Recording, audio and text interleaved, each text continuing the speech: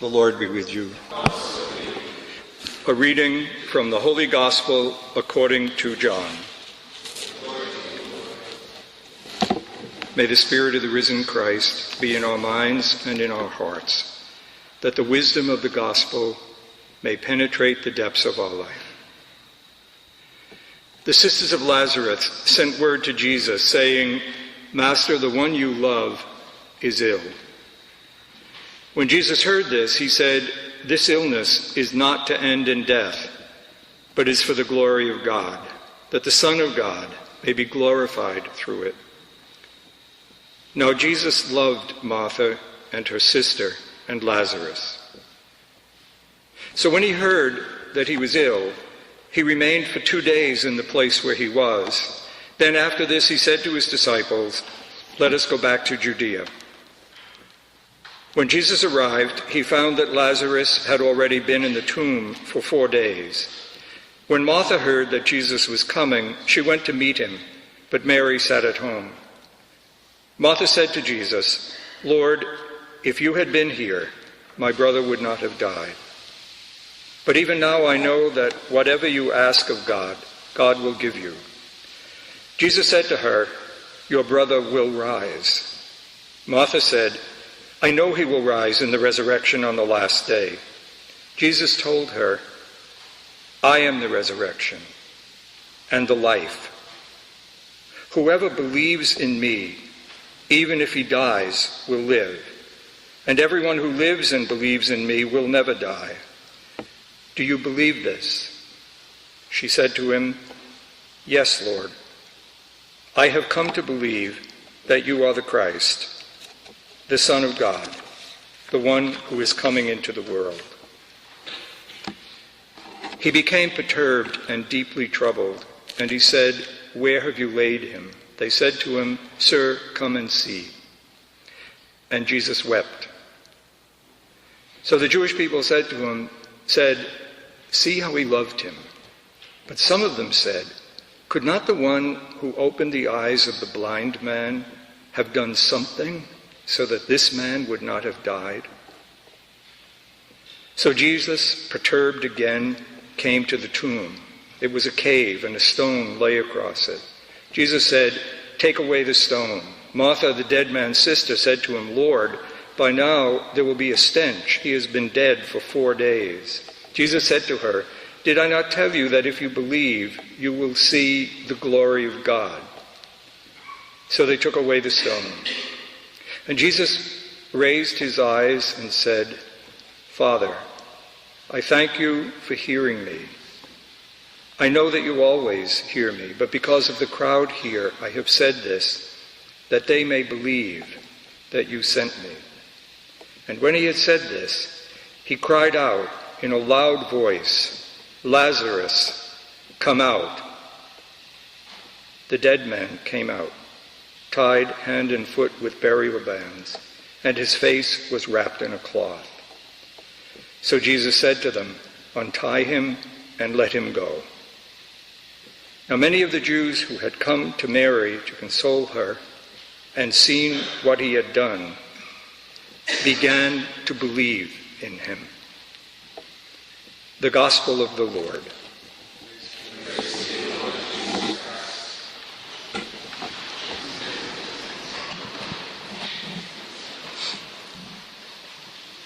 There are 2 characteristics of John's Gospel, the whole Gospel, that are important for listening to this scripture reading in the way that will be close to the truth of why it's there and why you and I are here. One of those characteristics is that John's Gospel, really like all the Gospels, but in particular way in John's Gospel, there is nothing about John's Gospel that is reportage. There's nothing that is the statement of facts and news and things. It would be a real mistake to listen to what I just read as you might listen to the reading from a newspaper. Startling occurrence in Judea. Man dead 4 days, suddenly revivified by wandering preacher, something. That is something, why do I say it's not like that? Because the very way I describe that suggests that the one reading that story is disengaged from the story. He's reading about facts, interests. We all do that, right? You kind of scan the news, you go onto the internet, you look at stuff, you wander around. It's very disengaged, just facts that are there and may or may not be important to me. John's gospel is not meant to inform us about something. It's meant to present us with the possibility of, in a very technical kind of philosophical term, an encounter. A personal encounter with the risen Christ. That's not a story about something that happened. It's an announcement or a gospel or a preaching which, if I allow it to really enter my life, and if I'm free enough, free from all of the stuff we've been talking about doing during Lent, but free in the general maturing of a human life, if I'm myself enough, if I'm genuinely alive enough in God's way of being alive, that kind of life, I can actually encounter the risen Christ in listening to this story and in finding what kind of response there is in my life. And that's what I'm going to try to talk about in a minute, the kind of response that would be in the nature of an encounter with Christ. It's a response that has a very complex texture of the answer to the question, do you believe in me? But we'll get to that in just a minute. The whole of John's Gospel, you notice over and over again, the man born blind, it's a whole study of belief. The woman at the well, it's a study of belief. The Nicodemus, it's a study of failed belief. The man, the cripple who is healed, a study of a believer who then falls back again. John's Gospel weaves through all of these complex ways in which people can actually respond, not only to the man Jesus in his time, but to the risen Christ who actually lives presently as a person capable of entering into communion with us. So that's the first part of John's Gospel. John's Gospel is meant, anything you read in John's Gospel is meant to say, is this a moment, or slowly, can I encounter Christ? That always implies a kind of crisis in John's Gospel. That is to say, you can refuse to encounter Christ. You can fail to encounter Christ. There are all sorts of people who believe but not all the way, who believe and then recover and stuff. It's a textured thing, this business of being believers or having the gift of belief, which that's what puts you in those chairs and me here. So that's the first thing. It's an encounter. What kind of encounter tonight do these Gospels, does this particular Gospel story suggest? It's obviously going to be an encounter about life and death, but we'll get to that in just a minute. The other thing about John's Gospel is that all the way through John's Gospel, there is a kind of interplay between two levels of meaning, two levels of reality that are going on. And it's very interesting. If you read, just read any part of it, you'll see, especially if he's in a dialogue with anyone, the people he's talking to are understanding things on one level, a kind of natural level. And he's talking on a different level. And there's this irony in John's Gospel over and over again. He says to Nicodemus is talking about this business of belief. He says to Nicodemus, if you're going to be a believer, you have to be born again. Nicodemus says, how can I be born again? How can I get back in my mother's womb and be born again? Nicodemus is talking about natural birth. Jesus is talking about some mysterious thing which is like birth.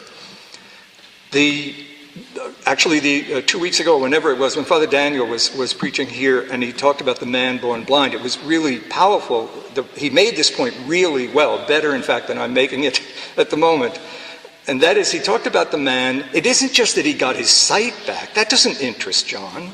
If all that happened to a blind man was that he could see like other people, then it wouldn't mean anything. It was that he got a kind of radically different sight. So you could see that story and just talk about it, about seeing and not seeing, physical seeing. Or you can allow the story to take you to another level where you might encounter the risen Christ. That's the point of these two levels each time. Same with the woman at the well. Jesus says to her, I could give you water, flowing water. I could give you this kind of vitality inside you that would just be creative. It would be kind of the presence of God in you. She says to him, this is great, water that flows. I don't have to come here and get water anymore. That's terrific. She's on one level, he's on another. And it goes, and this is the same thing with Lazarus. This is not a story about resuscitation. It's not a story about a man who was dead, who was brought back to life. It's a story that allows us to encounter the risen Christ as the one who can give me the gift of a life that will not die. It's a story on one level about death and life, but it's not a story about only that level of death and life. It's a story about another level of death and life. Let me see if I can describe that pretty quickly. If you think about ordinary death, physical death that all of us will experience, what it is an isolation, a separation, a profound and terminal isolation from everyone to whom I'm related, to the world in which I live and breathe and respond to, and all of those things. There is another death that Jesus talks about. It is a more profound isolation, a more profound solitude and separation. It's the separation from God, who is the infinite love that sustains my reality, and a separation from others in a way that we share the reality of God. You shall love the Lord your God with your whole heart, with your whole mind, and with all your strength. And you shall love others as if they are you.